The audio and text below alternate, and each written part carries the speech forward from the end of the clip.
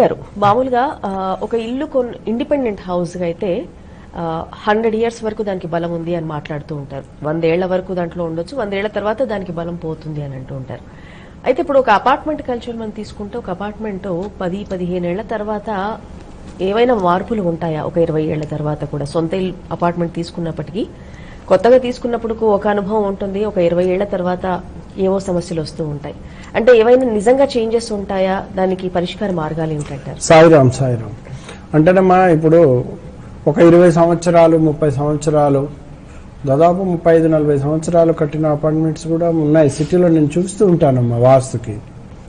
ఎందుకంటే ఆ రోజులో వారు కొనుక్కున్నప్పుడు ఒక 30 years బ్యాక్ అంత పెద్ద ఇండ్లు ఉండవు, అన్ని పరిసరాలు ఉండవు, అంత రోడ్డు రవాణా సీసీ రోడ్లు ఇవన్నీ అంత లేవు కదా ఆ టైంలో. అదేవిధంగా సిటీ సెంటర్లో ఉన్నప్పుడు ఏంటంటే కొంచెం కమర్షియల్ బలం ఉంటుంది, ఆ బలంతో అక్కడ ఉంటారమ్మా. ఇవాళ 15 ఏళ్ళు 20 సంవత్సరాలు 30 సంవత్సరాల తర్వాత ఆ రోజులో 30 years అయిందంటే ఆ బిల్డింగ్ కంపల్సరీ జీవశక్తి అనేది కోల్పోతుంది. నేను కూడా ప్రాక్టికల్గా చూస్తూ ఉంటానమ్మా. ఒక అపార్ట్మెంట్ కల్చర్ చూసినప్పుడు ఏమవుతుందంటే అందులో ఒక డబల్ బెడ్రూమ్, కిచెన్, హాలు అంత వాస్తుకున్నా లేకున్నా కూడా వాళ్ళు పిల్లల్ని గొప్పగా చదివించుకొని ప్రయోజకుల్ని చేస్తారమ్మా. చేసిన తర్వాత ఈరోజు ఏంటిదంటే ఫలితాలు ఉండవు, శూన్యం ఉంటుంది. ఎందుకంటే వీళ్ళు గొప్ప గొప్ప చదువులు చదువుకొని వీళ్ళు కష్టపడి పిల్లల్ని బాగా చదివించుకొని 4 రూపాయలు వెనుక వేసుకుందాం అనేసరికి పిల్లలు ఎదుగుతారు.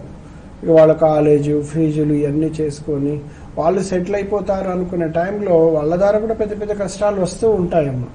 ఎందుకు వస్తుంటాయని మనం చూస్తే, వాళ్ళు 20 సంవత్సరాలు ఉన్నప్పుడు కొనుక్కున్నప్పుడు వీళ్ళు కూడా మంచి అంటే ఒక ఏజ్లో ఉంటారు, కష్టపడతారు, 4 రూపాయలు వెనుకకి వేసుకుంటారు.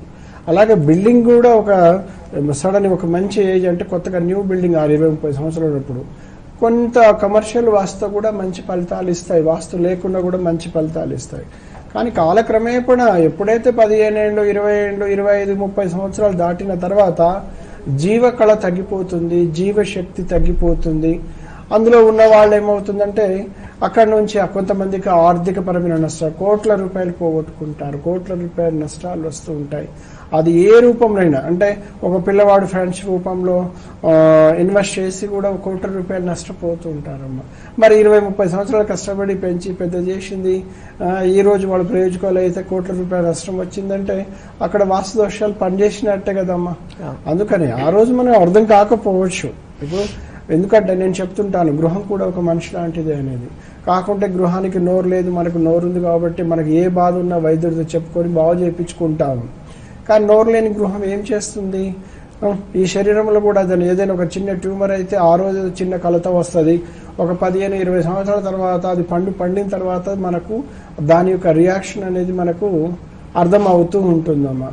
అందుకే నేను చెప్తూ ఉంటాను, ఎప్పుడైతే 20-30 సంవత్సరాలు ఓల్డ్ బిల్డింగ్లో ఉండి ఇలాంటి కొంచెం ఆర్థికపరమైన నష్టాలు కానీ అదేవిధంగా ఆర్థికపరమైన నష్టాలు కానీ ఇలాంటివి ఉన్నప్పుడు మనం ఏం చేయాలంటే అక్కడ నుంచి న్యూ బిల్డింగ్ కట్టుకొని వెళ్ళిపోవాలి. లేదంటే అక్కడ ఎంతో నష్టం. కానీ అక్కడ ఏంటంటే చుట్టుపక్కల పిల్లలకు మళ్ళీ మనవరాలు వాళ్ళకు కూడా స్కూల్స్ ఇవన్నీ ఉంటాయని చెప్పేసి అక్కడనే ఉంటూ కానీ డబ్బులు లేక కూడా ఇబ్బంది పడే వాళ్ళని చూశానమ్మా. ఎందుకంటే జీవశక్తి లేకపోవడం, వాస్తు బలము లేకపోవడము, వీటి వలన కూడా చాలా ఇండ్లలో ఉండి కూడా బాధపడుతూ మానసికంగా బాధపడుతూ అట్నే గడిచే వాళ్ళు కూడా చాలా మంది చూశాను. కాకుంటే నేను ఒకటే చెప్తాను, మీరు ఎవరు బాధపడాల్సిన అవసరం లేదమ్మా. అలాంటి బిల్డింగ్ని కూడా అష్టదిగ్బంధనతో ఆ దోషాల సాంద్రతని మనం తగ్గించవచ్చు. దోష సాంద్రత తగ్గిందంటే మన పనులు మనం సక్రమంగా చేసుకోవచ్చు కదా. అందుకేనమ్మా పాత బిల్డింగ్ని ఎక్కడ కూలగొడతాం, ఇంకోటి అపార్ట్మెంట్ కల్చర్లో కూలగొట్టనివ్వరు, డ్యామేజ్ చేయనివ్వరు, డోర్స్ మార్చుకోనివ్వరు అనుకుంటాం. ఎందుకు అంటే పాత బిల్డింగ్లో ఉచ్చస్థానాలు నిత్యస్థానాలు ఇవన్నీ కూడా తారుమారు అవుతూ ఉంటాయన్నమాట. అందుకని మీరు ఎలాంటి ఇబ్బందులు పడాల్సిన అవసరం లేదు. జీవం లేని బిల్డింగ్లు ఉన్నప్పుడు కూడా వాటికి కూడా మనం ప్రత్యేకంగా అష్టదిగ్బంధన ద్వారా కూడా జీవం పోసుకోవచ్చు.